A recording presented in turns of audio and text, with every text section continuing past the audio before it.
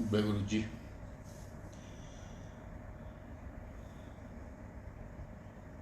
वही बात मैं कर रहा था कि हम कहते हैं गुरु जी प्रवचन नहीं करते थे, जो कि शायद अपने आप में हम लोगों की ऑब्जर्वेशन ठीक नहीं है। गुरु जी मास टीचिंग नहीं करते थे। गुरु जी कभी मास टीचिंग नहीं करते थे। कई अंकल आंटीज के सत्संग हम लोग सुनते हैं। नरेंद्र अंकल हो गए, डॉक्टर बजाज हो गए, रघुवीर अंकल के आज आपने सत्संग सुने, अनीता आंटी के आप सुनते हैं। बहुत सारी संगत को गुरु जी अकेले में जब बैठते थे रात के 1-1:30-2 बजे, कभी कभी तो बहुत सारी बातें करते थे। नंबर 1, वो जो कुछ लोगों को, हर आदमी को गुरु जी एक्सपीरियंस भी नहीं कराते हैं। कब किसको कैसे एक्सपीरियंस कराना है, ये गुरु ने अपने टाइमिंग्स फिक्स किए हुए हैं। कब किसको क्या बताना है, तो ईश्वर की लीला ईश्वर जाने। इसी में मैं 1-2-3 सत्संग आपके संग शेयर करता हूं।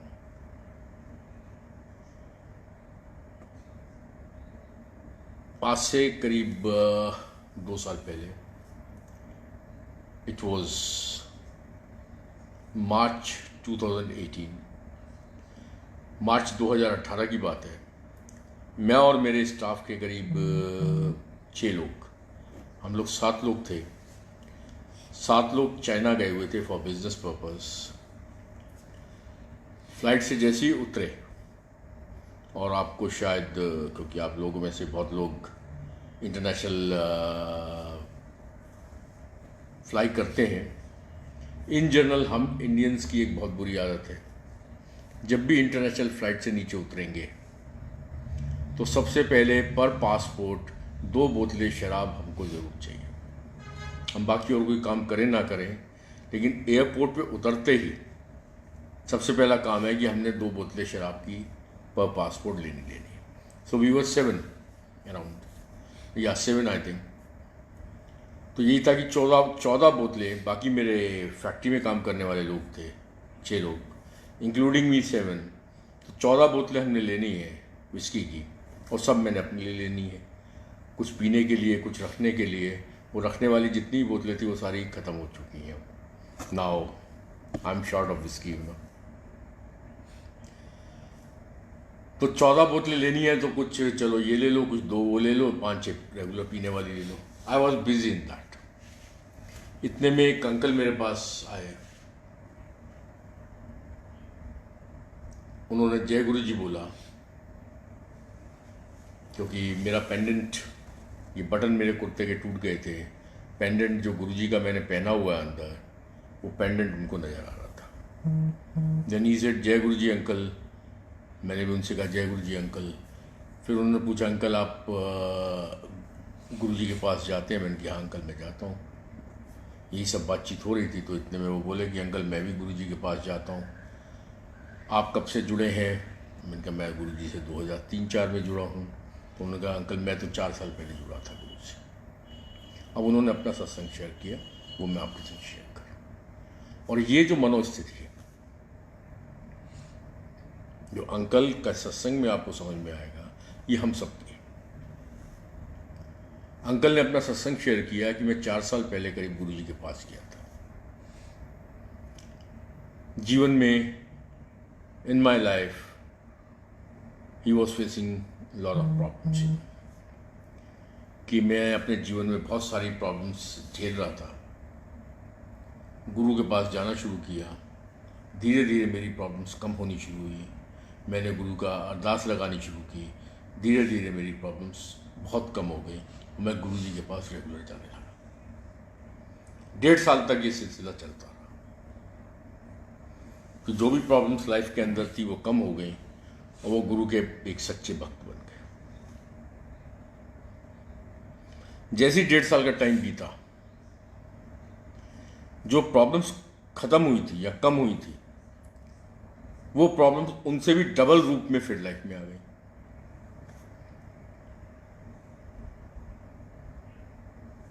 चार साल पहले गए, 2 साल पहले उन्होंने मुझे सत्संग सुनाया, उससे 4 साल पहले वो गुरु के पास गए।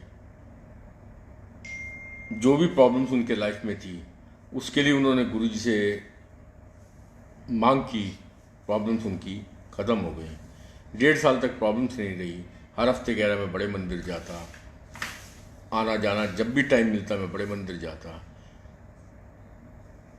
धीरे धीरे फिर वो प्रॉब्लम्स री इरप्ट हो गई लाइफ के अंदर। They came back with more force. तो कह रहा मैंने मंदिर में जाना बंद कर दिया। यही हम सब लोगों के संग है। मैं भी उसी कैटेगरी में हूँ कि अगर हमारी लाइफ में प्रॉब्लम्स हैं, गुरु प्रॉब्लम सॉल्व करता जाता है तो हम जय गुरु जी करते हैं। और अगर प्रॉब्लम्स कहीं और आती हैं तो हम लोग पता नहीं कौन से गुरु जी, कैसे गुरु जी। कह रहे मैंने मंदिर में जाना बंद कर दिया। 2 साल पहले उन्होंने मुझे अपना सत्संग सुनाया था। उस सत्संग सुनाने के 1 साल पहले, मतलब आज से 3 साल पहले, उनकी मदर को डॉक्टर्स ने नी रिप्लेसमेंट के लिए बोला। घुटने में प्रॉब्लम आए तो नी रिप्लेसमेंट के लिए उसकी मदर को बोला। गंगाराम हॉस्पिटल में सारा कुछ फाइनल हो गया कि 4 लाख रुपए के करीब का टोटल ऑपरेशन का खर्चा आना है, तो आप एडवांस जमा कराना। कह रहा हम लोग एडवांस जमा कराने जाने लगे थे घर से।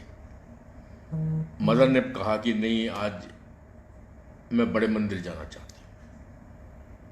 अब सारी लीलाएं बार बार मैं कहूँगा कि गुरु जी करते हैं, सारे ड्रामे गुरु जी कर रच रहे हैं। मदर ने कहा नहीं, मैं बड़े मंदिर जाना चाहती हूँ। शाम को कह रहे मैं ज़बरदस्ती बिना मन के 1.5 साल के बाद दोबारा मदर को लेके बड़े मंदिर पहुँच गया। रात को हम लोग घर फिर आए। फिर सुबह हुआ कि अब तो माँ पैसे देने दे, अपना ऑपरेशन कराओ। फिर माँ ने जिद किया नहीं, आज मैं फिर जाना चाहती हूँ। नेक्स्ट डे कह रहे शाम को फिर मम्मी के संग मुझे जाना पड़ा, माँ की बात माननी पड़ी। फिर मैं बड़े मंदिर गया। रात को गुरुजी ने उसकी माँ को दर्शन दिए कि फलाने नादा इस नाम का एक फिजियोथेरेपिस्ट है। आई थिंक ही टोल्ड सम पंजाबी बाग, क्योंकि मेरा माइंड जरा दूसरी जगह था, वो 14 बोतलों शराब की तरफ था। बट फिर भी ध्यान से दोनों तरफ मेरा ध्यान था, तो डिवाइडेड माइंड था मेरा। I think he told me Punjabi Bagh, और इस नाम का एक फिजियोथेरेपिस्ट है, उसके पास जा, वो तेरा घुटना मलेगा, 3 दिन के बाद तो ठीक हो जाएगी। ये बात मैं कर रहा हूँ आज से करीब 5-6 साल पहले के, when Guruji was not in his physical form. 5-6 साल बोले तो 2014-2015। सो नेक्स्ट डे सुबह उठ के जैसे गुरुजी ने बोला था कि इस नाम का फिजियोथेरेपिस्ट इस जगह पे है, वहाँ जाके उससे अपना घुटने 3 दिन मलेगा और घुटना ठीक हो जाएगा। And as per his words, क्योंकि गुरु जी के जो सपने होते हैं वो सपने नहीं होते, वो साक्षात दर्शन होते हैं। ये स्वयं गुरु जी अपने मुँह से बोलते, मैं गल्ला करांगा, टेलीपैथी नाल करांगा, डायरेक्ट करांगा।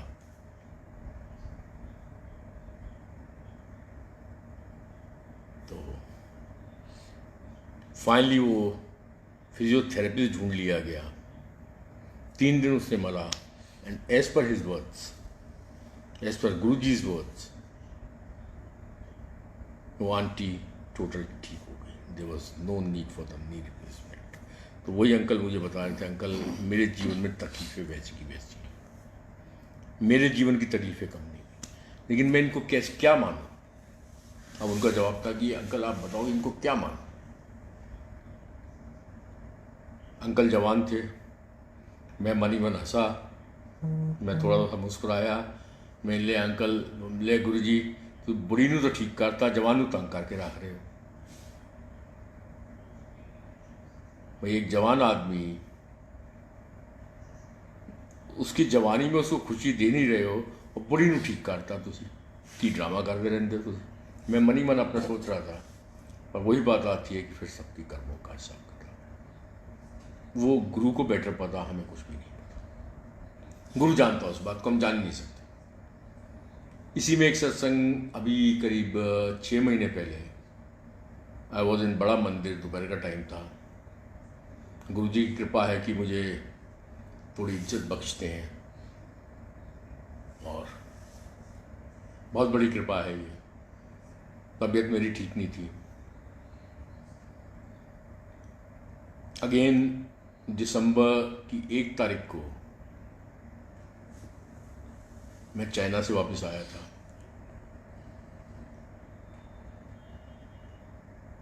और मेरी तबीयत बहुत खराब थी।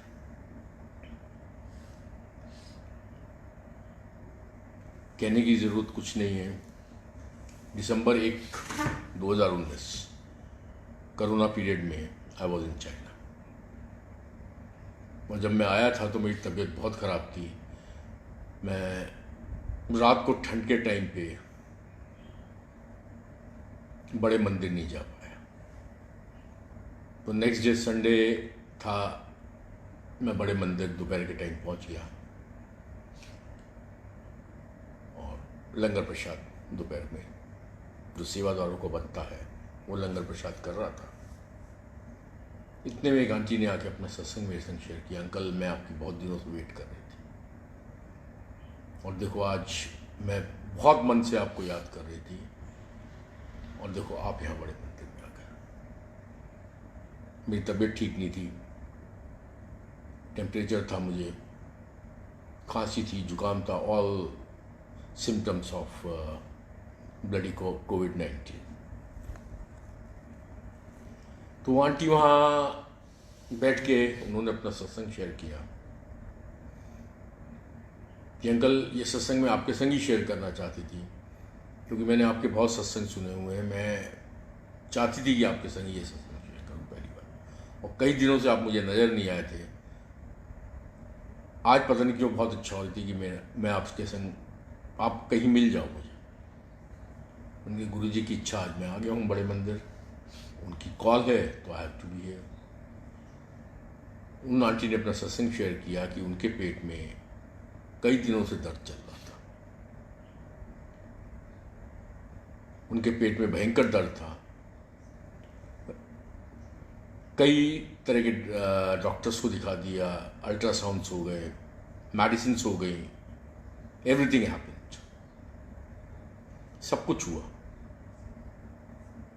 लेकिन पेट में से दर्द नहीं गया। तो one fine day she said 6 महीने हो गए थे दर्द झेलते हुए और कोई डायग्नोसिस नहीं हो पा रहा था।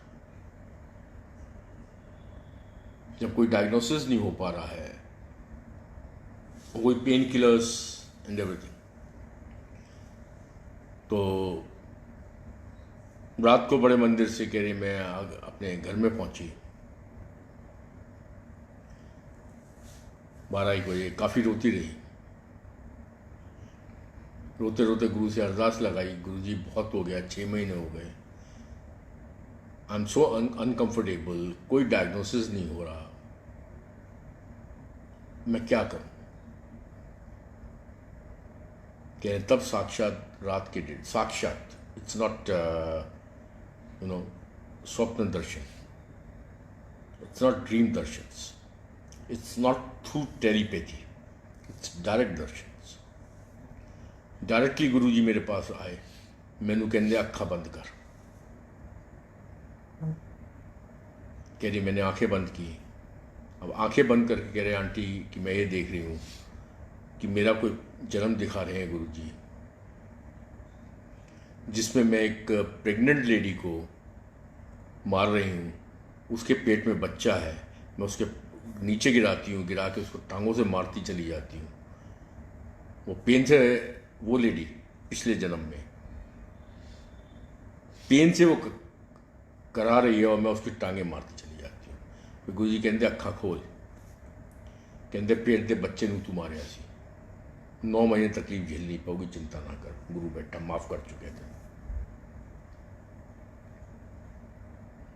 कोई दवाई कम नहीं होगी, कोई डॉक्टर डायग्नोस नहीं कर पाएगा, 3 महीने और तेनू झेलना पड़ेगा, गुरु जी तेनू ब्लेस कर चुके हैं। फिर 3 महीने पेट में दर्द हो रहा, उसके बाद automatic as per his words automatic पेट का दर्द खत्म हो गया। ये है गुरु। बहुत सिंपल सी बात है, use your brain, be logical, be sensible. If you believe in one thing, if you have faith in one thing कि yes there is or divine power, मगर इस चीज को पे आप विश्वास करते हैं तो थिंक लॉजिकली कि हम किसी भी मंदिर में जाते हैं, जब भी हम किसी मंदिर में जाते हैं, वहाँ जब माथा टेकते हैं, बचपन से ही हमें एक चीज़ सिखाई गई है कि जो सामने मूर्ति पड़ी है, जो सामने मूर्ति पड़ी है, ये मूर्ति भगवान की मूर्ति है, चाहे शिव की हो, चाहे हनुमान जी की हो, चाहे राम की हो, चाहे कृष्ण की हो। हम लोगों को ये सिखाया जाता है। आर्य समाजों को थ्रू हवन सिखाया जाता है। जिसका भी अपना पूजा पद्धति होगी फॉर दैट, उस पूजा पद्धति का मतलब यही है कि हम ईश्वर की पूजा कर रहे हैं।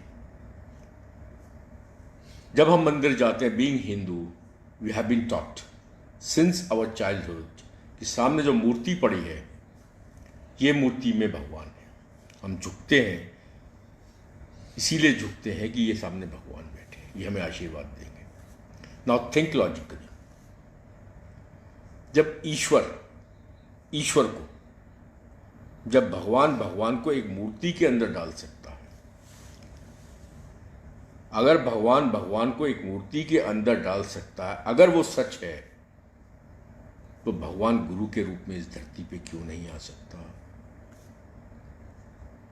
भगवान को अगर एक पत्थर की मूर्ति में डाल सकता है, तो भगवान गुरु के रूप में क्यों नहीं आ सकता? जबकि शिव पुराण में बहुत क्लियर है कि महाशिव ने ब्रह्मा से कहा था कि मैं अपना कल्याण करने के लिए, अपने भक्तों के कल्याण करने के लिए, महाशिव जब भी मुझे कल्याण करना होगा,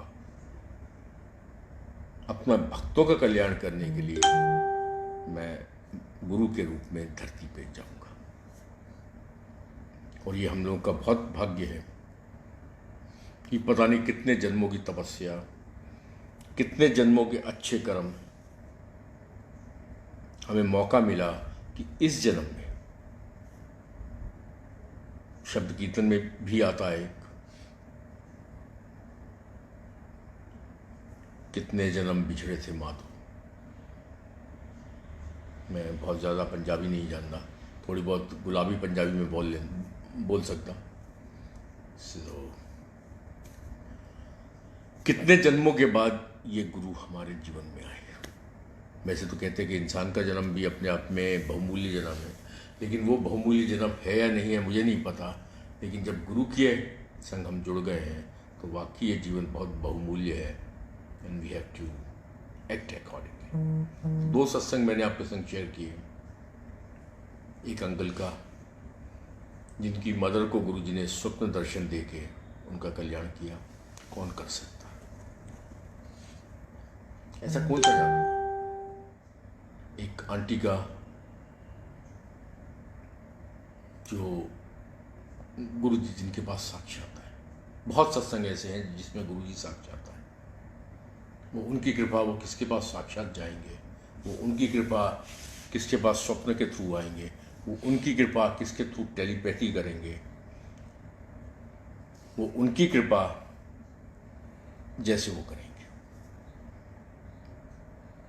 अब ऐसी तीसरा सत्संग, जब गुरुजी अपने शरीर में थे, तब मैंने सुना था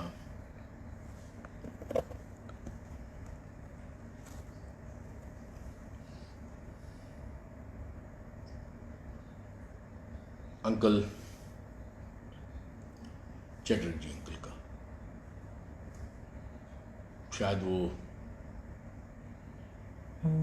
सत्संग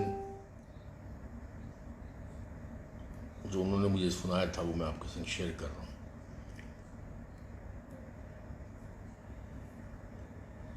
अंकल को कोई बेटा नहीं था,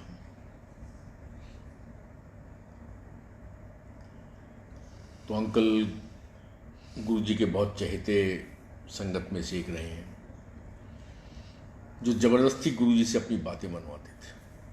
उनके सत्संग कहीं ना कहीं यूट्यूब में या कहीं भी होंगे, आप जरूर सुने। नाउ ही इज नो मोर। सबसे पहली बात तो आप ये समझ लें, कोई भी सत्संग, जितनी मैं गुरु को समझ सकता हूँ उस हिसाब से बात करूँ, कोई भी सत्संग किसी का नहीं, सारे सत्संग गुरु के हैं।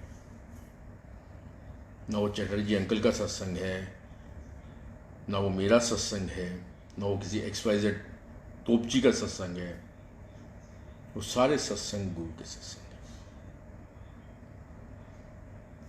उनके कोई बच्चा नहीं था, बेटा नहीं था, या बच्चा नहीं था, मैं इतना ध्यान नहीं कर पा रहा हूँ क्योंकि इट्स लॉन्ग बैक।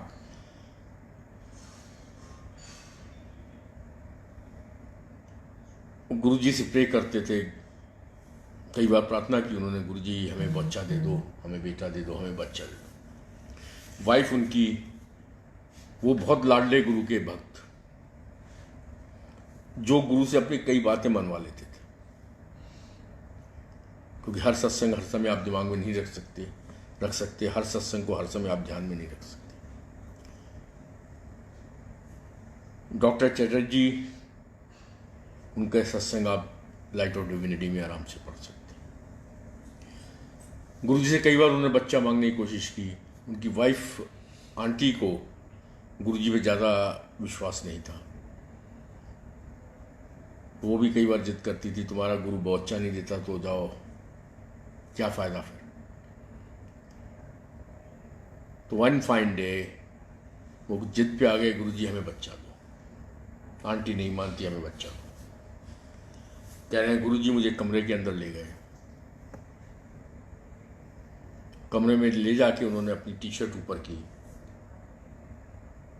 आज क्योंकि मैंने टीवी स्क्रीन का एक सत्संग शायद नरेंद्र अंकल का मैं सुन रहा था, ऐसी उस केस में भी वो इसी वजह से वो सत्संग मुझे याद आ गया चटर्जी अंकल का। कहने में गुरुजी ने अपना वो ऊपर किया और पेट के ऊपर उनके स्क्रीन, टेलीविज़न की स्क्रीन, टीवी स्क्रीन चल रहा है। उसमें ये दिखा रहे हैं कि मेरा बच्चा पैदा हुआ, 6 साल का हुआ, उसकी डेथ हो गई, उसके सदमे में मेरी वाइफ पागल हो गई, इतने मेरी डेथ हो गई, मेरी वाइफ पागलों की तरह घूम रही है। फिर गुरुजी ने कहा कहना दस हूँ तू गुरु को लाया, तेनू वो लाइफ चाहिए या मैं तेरे दिमागों में शांति जो दे रहा हूँ तुम्हें वो लाइफ चाहिए। ऊपर वाले ने तो लिख दी थी ये लाइफ कि बच्चा होगा, और बच्चा होगा 6 साल के बाद मर जाएगा। शब्द कीर्तन में भी एक जगह आता है, गुरु के पास जाते हैं, बच्चा होता है।